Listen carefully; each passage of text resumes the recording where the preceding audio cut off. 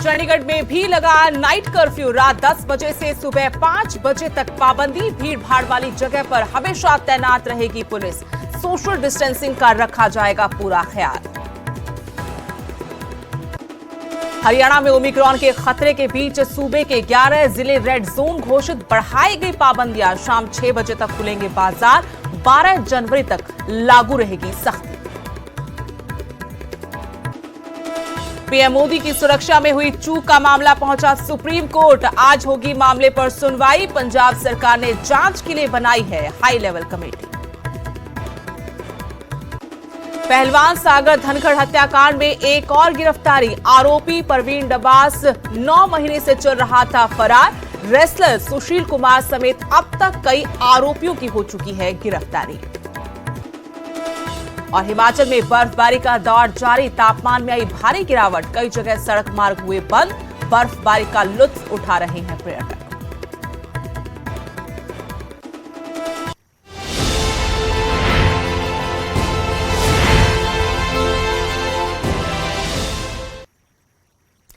नमस्कार, आपके साथ मैं हूं स्तेश नैन मोर। बड़ी खबर से बुलेटिन की शुरुआत करेंगे। चंडीगढ़ में नाइट कर्फ्यू लगा दिया गया है। रात 10 बजे से सुबह 5 बजे तक के लिए नाइट कर्फ्यू रहेगा। कोरोना के बढ़ते मामलों के चलते ये बड़ा फैसला हुआ है। भीड़ भाड़ वाली जगह पर हमेशा पुलिस की तैनाती रहेगी। सोशल डिस्टेंसिंग का पूरा ख्याल रखा जाएगा। चंडीगढ़ में भी कोरोना के केस लगातार बढ़ते जा रहे हैं और स्थिति यहां पर बिगड़ने लगी है। चंडीगढ़ में अब नाइट कर्फ्यू का फैसला हुआ है। रात 10 बजे से सुबह 5 बजे तक नाइट कर्फ्यू लगाया जाएगा। कोरोना के बढ़ते मामलों को देखते हुए ये बड़ा फैसला लिया गया। इसके अलावा भीड़ भाड़ की जो जगह है वहां पर पुलिस तैनात रहेगी। सोशल डिस्टेंसिंग का भी पूरा ध्यान रखा जाएगा।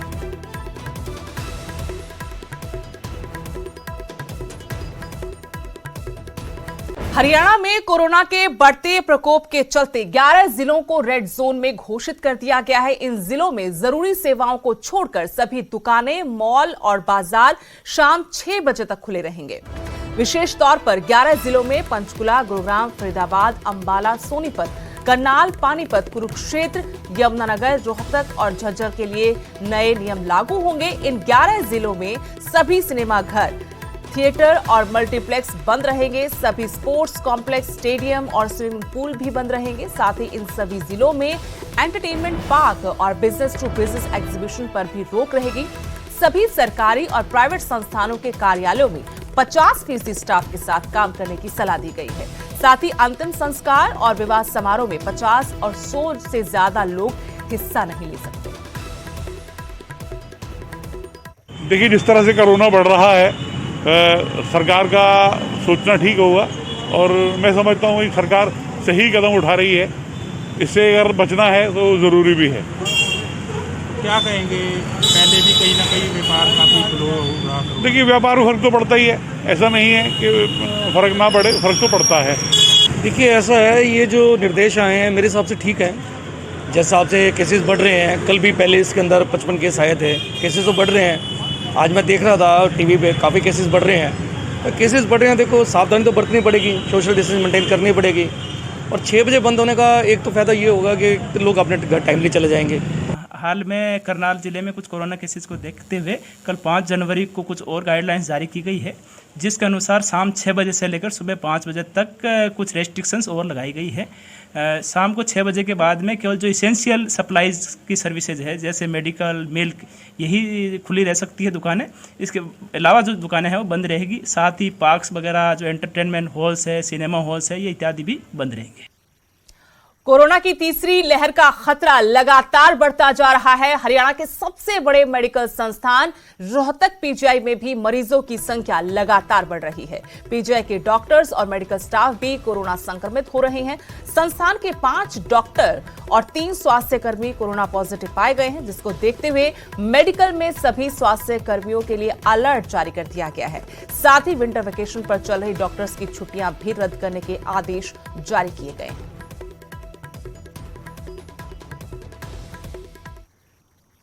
उधर चंडीगढ़ में कोरोना का कहर लगातार जारी है। कोरोना से पीजीआई में भी हालात बिगड़ गए हैं। पीजीआई में 197 डॉक्टर्स और कर्मचारी कोरोना की चपेट में आ चुके हैं। इनमें 88 डॉक्टर शामिल हैं।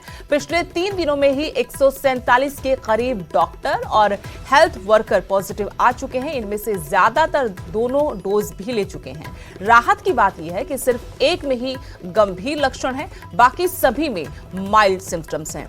ये आंकड़ा 20 दिसंबर से 4 जनवरी तक का है।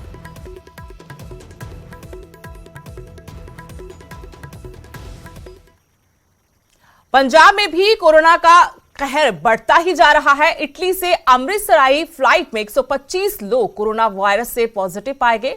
रोम से आई फ्लाइट में 191 यात्री सवार थे, जिनमें से 125 में वायरस पाया गया, जिसके बाद एयरपोर्ट के अंदर हड़कंप मच गया। हवाई अड्डे के बाहर एम्बुलेंस की कतारें लग गई।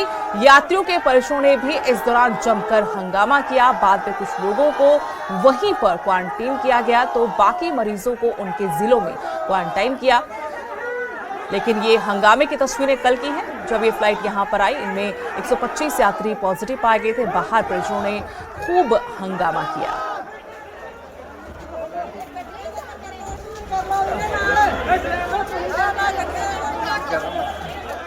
जो कॉल साइन था नवंबर ऑस्कर 2248 और ये चार्टर्ड फ्लाइट थी जो मिलान से अमृतसर आई है बाय टिब्लिश होके। रिफ्यूलिंग हुआ है टिब्लिश में और मिलान से पैसेंजर आए थे।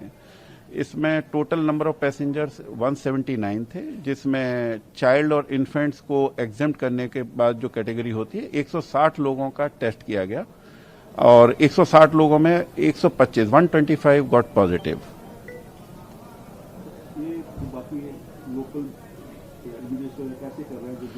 जी हाँ, ये जैसे ही हमारे पास पहली रिपोर्ट आती है पॉजिटिव की, हम स्टेट अथॉरिटी को एपीएचओ के थ्रू बता देते हैं और 12:15 बजे से ही हमने ये स्टेट अथॉरिटीज के साथ कंटिन्यूस कांटेक्ट में थे।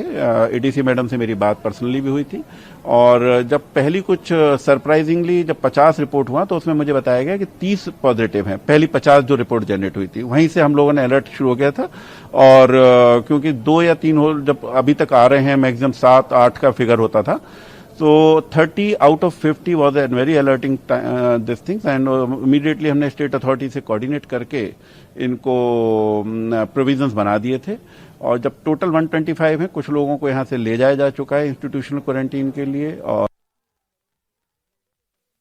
ਗੁਰੂ ਰਾਮਦਾਸ ਅੰਤਰਰਾਸ਼ਟਰੀ ਹਵਾਈ ਅੱਡੇ ਦੇ ਬਾਹਰ ਮੌਜੂਦ ਔਰ ਮੇਰੇ ਪਿੱਛੇ ਤੁਸੀਂ ਦੇਖੋ ਕਿ ਵੱਡੀ ਤਾਦਾਦ ਦੇ ਵਿੱਚ ਜਿਹੜੀਆਂ ਐਂਬੂਲੈਂਸਸ ਨੇ ਉਹ ਨਜ਼ਰ ਆ ਰਹੀਆਂ ਨੇ। ਤਾਂ ਦੂਸਰੇ ਪਾਸੇ ਜਿੱਥੋਂ ਜੋ ਯਾਤਰੀ ਨੇ ਉਹ ਬਾਹਰ ਨਿਕਲਦੇ ਨੇ, ਉੱਥੇ ਤੁਸੀਂ ਦੇਖੋ ਵੱਡੀ ਤਾਦਾਦ ਦੇ ਵਿੱਚ ਜਿਹੜੇ ਲੋਕ ਆਪਣੇ ਆਪਣੇ ਰਿਸ਼ਤੇਦਾਰਾਂ ਨੂੰ ਇੱਥੇ ਲੈਣ ਦੇ ਲਈ ਪਹੁੰਚੇ ਨੇ। ਤਾਂ ਉਹਨਾਂ ਵੱਲੋਂ ਵਿਰੋਧ ਜਤਾਇਆ ਜਾ ਰਿਹਾ, ਨਾਅਰੇਬਾਜ਼ੀ ਕੀਤੀ ਜਾ ਰਹੀ ਹੈ ਕਿ ਗਲਤ ਢੰਗ ਦੇ ਨਾਲ ਜਿਹੜਾ ਰਿਪੋਰਟਾਂ ਬਣਾਈਆਂ ਜਾ ਰਹੀਆਂ ਨੇ ਔਰ ਦੂਸਰੇ ਪਾਸੇ ਇਹਨਾਂ ਜਿਹੜੀਆਂ ਸਰਕਾਰੀ ਐਂਬੂਲੈਂਸ ਨੇ ਉਸ ਦੇ ਵਿੱਚ ਜਾਣ ਤੋਂ ਇਨਕਾਰ ਕੀਤਾ ਜਾ ਰਿਹਾ। ਇਹ ਤੁਸੀਂ ਦੇਖ ਸਕਦੇ ਹੋ ਕਿ ਅਰਾਈਵਲ ਦੇ ਬਾਹਰ ਦੀ ਤਸਵੀਰ ਹੈ, ਜਿੱਥੇ ਬਹੁਤ ਵੱਡੀ ਤਾਦਾਦ ਦੇ ਵਿੱਚ ਜਿਹੜੇ ਲੋਕ ਨਜ਼ਰ ਆ ਰਹੇ ਨੇ ਔਰ ਕੁਝ ਦੇਰ ਪਹਿਲਾਂ ਇਹਨਾਂ ਵੱਲੋਂ ਨਾਅਰੇਬਾਜ਼ੀ ਵੀ ਕੀਤੀ ਜਾ ਰਹੀ ਸੀ। ਗੱਲਬਾਤ ਵੀ ਕਰਨ ਦੀ ਕੋਸ਼ਿਸ਼ ਕਰਦੇ ਹਾਂ।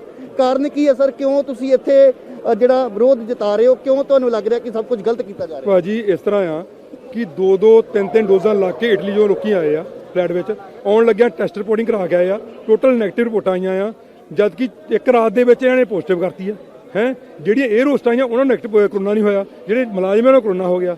ਇਹ ਇੰਨਾ ਪਰੇਸ਼ਾਨ ਕਰ ਰਿਹਾ, ਛੋਟੇ ਛੋਟੇ ਬੱਚੇ ਰੋਣ ਡਏ ਆ ਜੀ, ਭੁੱਖ ਧਿਆਨ ਨਾਲ ਬੈਠੇ ਹੋਏ ਆ, ਇਹਨਾਂ ਨੂੰ ਕੋਈ ਤਰਸ ਨਹੀਂ ਹੈਗਾ। ਇੰਨੀ ਜ਼ਾਲਮ ਸਰਕਾਰ ਦੇਖੀ ਆ, ਪਰ ਮੈਂ ਮੀਰ ਮਨੂ ਇਤਿਹਾਸ ਵਿੱਚ ਪੜਿਆ, ਪਰ ਉਹਨੂੰ ਵੀ ਕੱਟ ਗਿਆ ਜੀ। ਤੁਹਾਡੀ ਸਰ ਕਿਸੇ ਦੇ ਨਾਲ ਅਧਿਕਾਰੀ ਦੇ ਨਾਲ ਗੱਲ? 20 ਮਿੰਟ ਤੇ 11:20 ਮਿੰਟ ਦੀ ਆਈ ਵੀ ਆ ਫਲੈਟ, 1 ਵਜੇ 8 ਘੰਟੇ ਚ ਕਰੋਨਾ ਹੋ ਗਿਆ। ਯਾਨੀ ਕਿ ਤੁਹਾਡਾ ਕਹਿਣਾ ਕਿ ਜਿਹੜੇ ਵੀ ਯਾਤਰੀ ਜਦੋਂ ਉੱਥੋਂ ਬੈਠਦੇ ਆ ਉੱਥੇ ਵੀ ਟੈਸਟ ਕੀਤਾ ਜਾਂਦਾ ਔਰ ਉੱਥੇ ਨੈਗੇਟਿਵ ਆ ਰਹੀਆਂ। ਜਾਂ ਤਾਂ ਗਵਰਨਮੈਂਟਾਂ ਗਲਤ ਆ, ਜਾਂ ਉਹਨਾਂ ਡਾਕਟਰ ਖਰਾਬ ਆ, ਡਾਕਟਰ ਸਾਰੇ ਸਹੀ ਇਹਨਾਂ ਕੋਲ ਹੀ ਆ, ਜਾਂ ਇਹ ਕੁਝ ਹੋ ਰਿਹਾ ਆ। ਤੁਹਾਡੀ ਮੰਗ ਕੀ ਹੈ, ਤੁਸੀਂ ਕੀ ਕਹਿ ਰਹੇ ਹੋ? ਅਸੀਂ ਚਾਹੁੰਦੇ ਆ ਵੀ ਜਿਹੜੇ ਗਲਤ ਰਿਪੋਰਟਾਂ ਕਰਦੇ ਆ, ਗਲਤ ਕੰਮ ਕਰਦੇ ਆ, ਬੰਦ ਕਰੋ, ਇਨਸਾਫ ਦਿਵੋ। ਬੱਚੇ ਕਿਸੇ ਨੂੰ ਕੋਈ ਕਰੋਨਾ ਨਹੀਂ ਹੈਗਾ, ਸਾਰਿਆਂ ਨੂੰ ਬਾਹਰ ਕੱਢਿਆ ਜਾਵੇ, ਲੋਕਾਂ ਨੂੰ ਤੜਫਾਇਆ ਨਾ ਜਾਵੇ। ਬਿਲਕੁਲ ਤਾਂ ਇਹਨਾਂ ਦਾ ਗੁੱਸਾ ਹੈ ਕਿ ਗਲਤ ਢੰਗ ਦੇ ਨਾਲ ਕੋਈ ਸੈਂਪਲ ਨਹੀਂ ਲਿਆ, ਉਹੀ ਲੋਕਾਂ ਨੂੰ ਪਾਸੇ 60 ਨੂੰ ਬਾਹਰ ਕੱਢਤਾ। ਬਿਲਕੁਲ ਤਾਂ ਇਹਨਾਂ ਦਾ ਕਹਿਣਾ ਕਿ ਛੋਟੇ ਬੱਚੇ ਜਿਹੜੇ ਨੇ ਔਰ 11 ਵਜੇ ਦੇ ਲਗਭਗ ਇਹ ਜਿਹੜੀ ਫਲਾਈਟ ਹੈ ਉਹ ਇੱਥੇ ਲੈਂਡ ਹੋਈ ਸੀ ਔਰ ਉਸ ਤੋਂ ਬਾਅਦ ਲਗਾਤਾਰ ਤੁਸੀਂ ਦੇਖੋ ਕਿ ਸਾਰੇ ਜਿਹੜੇ ਵੱਖ-ਵੱਖ ਪੰਜਾਬ ਦੇ ਸ਼ਹਿਰਾਂ ਤੋਂ ਇਹ ਲੋਕ ਇੱਥੇ ਪਹੁੰਚੇ ਨੇ ਔਰ ਇਹਨਾਂ ਦਾ ਕਹਿਣਾ ਕਿ ਖੱਜਲ ਖਰਾਬ ਕੀਤਾ ਜਾ ਰਿਹਾ ਹੈ। ਔਰ ਦੂਸਰੇ ਪਾਸੇ ਸਰਕਾਰੀ ਜਿਹੜੀਆਂ ਐਂਬੂਲੈਂਸ ਤੁਸੀਂ ਦੇਖ ਸਕਦੇ ਹੋ ਕਿ ਅਰਾਈਵਲ ਦੇ ਠੀਕ ਬਾਹਰ ਉਹ ਇੱਥੇ ਮੰਗਵਾਈਆਂ ਜ਼ਰੂਰ ਗਈਆਂ, ਪਰ ਇਹਨਾਂ ਲੋਕਾਂ ਦਾ ਕਹਿਣਾ ਕਿ ਅਸੀਂ ਉਹਨਾਂ ਐਂਬੂਲੈਂਸ ਦੇ ਵਿੱਚ ਨਹੀਂ ਜਾਵਾਂਗੇ।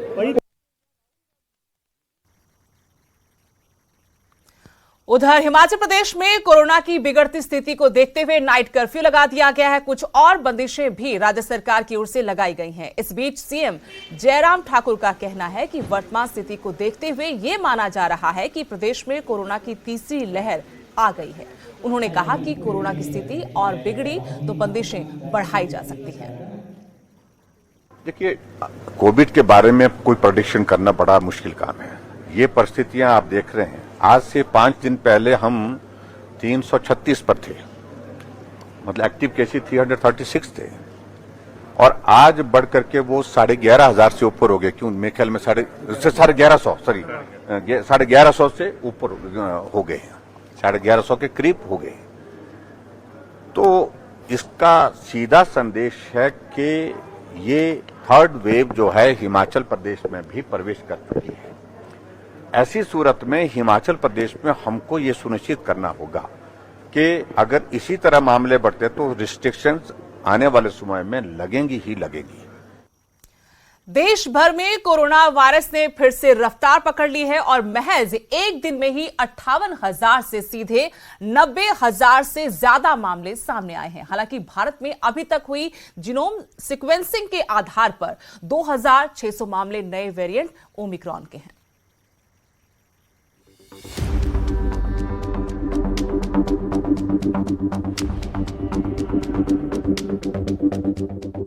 देश में कोरोना की रफ्तार बहुत तेज हो गई है। 24 घंटे में कोरोना के 90,000 से ज्यादा मामले सामने आए हैं, जबकि 2600 मामले नए वेरिएंट ओमिक्रॉन के हैं। पंजाब में कोरोना की बिगड़ी हालात को देखकर तीसरी लहर की आहट दिखने लगी है। 24 घंटे में 4 संक्रमितों की मौत हो गई, जबकि 1796 नए संक्रमित मिले हैं।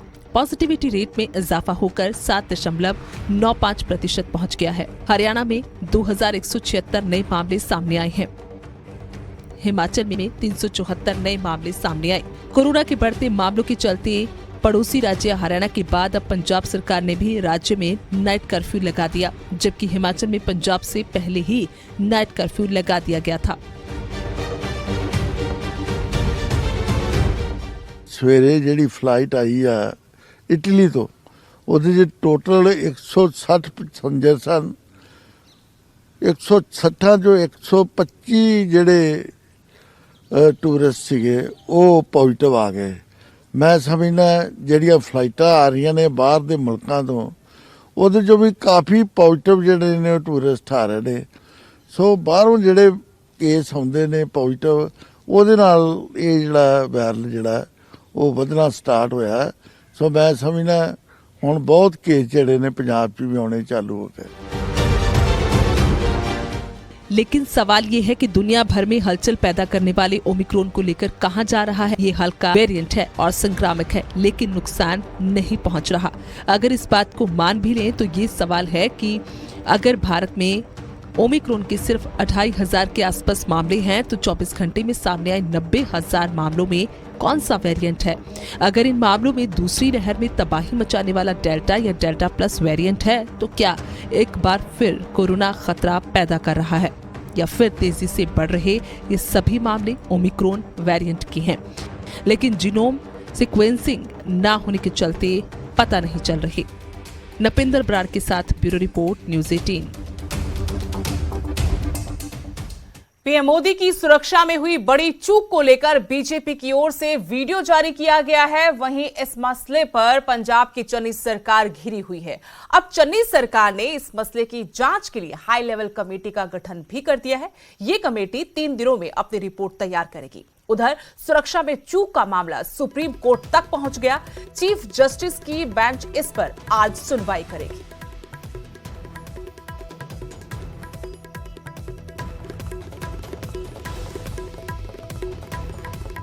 प्रधानमंत्री नरेंद्र मोदी की सुरक्षा में चूक के मामले पर सुप्रीम कोर्ट में एक याचिका दाखिल की गई है।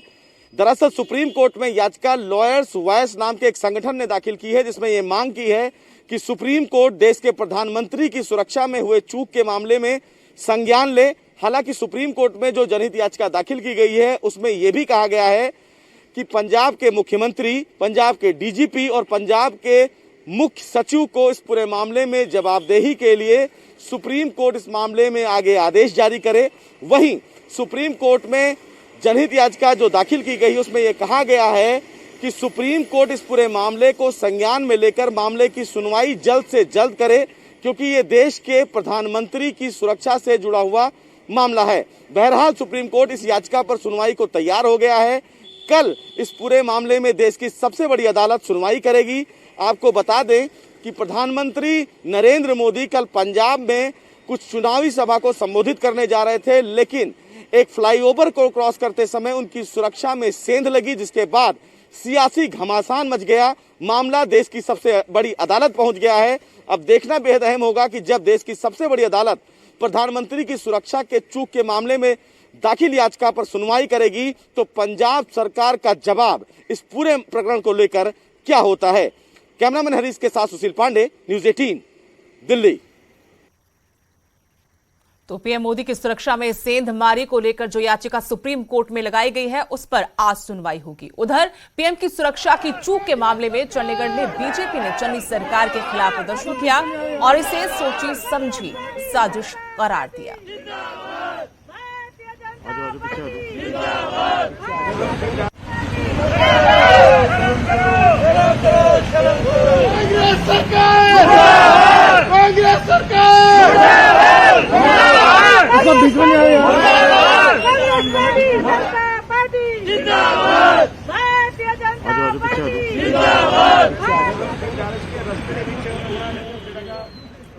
जिस ढंग दे नाल कांग्रेस पार्टी ने ਇਹੋ ਜਿਹਾ ਮੈਕੈਨਿਜ਼ਮ ਦਿਖਾਇਆ, ਪ੍ਰਧਾਨ ਮੰਤਰੀ ਜਿਹੜੇ ਦੇਸ਼ ਦੇ ਇੱਕ ਸਭ ਤੋਂ ਵੱਡੀ ਸੰਵਿਧਾਨਿਕ ਪੋਸਟ ਦੇ ਉੱਤੇ ਹੈ ਔਰ ਉਹਨਾਂ ਦੀ ਸੁਰੱਖਿਆ ਦੇ ਵਿੱਚ ਇਹੋ ਜਿਹੀ ਕੁਤਾਹੀ ਕਰ ਦਿੱਤੀ ਔਰ ਉਸ ਤੋਂ ਬਾਅਦ ਉੱਥੋਂ ਦੀ ਜਿਹੜੀ ਰੈਲੀ ਨੂੰ ਫੇਲ ਕਰਨ ਵਾਸਤੇ ਉਹਨਾਂ ਨੇ ਉੱਥੇ ਸਾਰੀਆਂ ਬੱਸਾਂ ਜਿਹੜੀਆਂ ਉਹਨਾਂ ਨੂੰ ਅਲੱਗ-ਅਲੱਗ ਜਗ੍ਹਾ ਦੇ ਉੱਤੇ ਉੱਥੇ ਰੋਕਿਆ ਗਿਆ।